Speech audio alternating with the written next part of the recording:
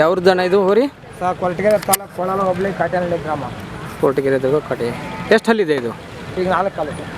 4 ಅಲ್ಲ? 4. ಇದು ಪ್ರದರ್ಶನಕ್ಕೆ ಮಾರಕ್ಕೆ ತಂದಿದ್ದೀರಾ? ಮಾರಕ್ಕೆ. ಓಕೆ.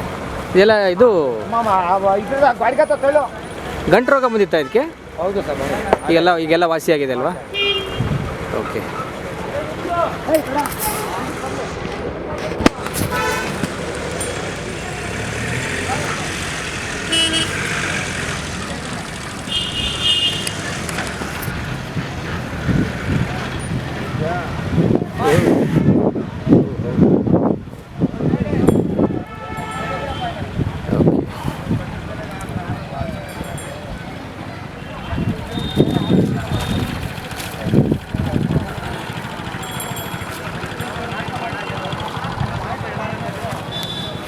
ನೋಡಿ, ಗಂಟು ರೋಗ ಅನ್ನೋದು ಒಂದು ಬಂದ್ಬಿಟ್ಟು ಪಶುಗಳಿಗೆ ತುಂಬ ಕಾಡಿದೆ.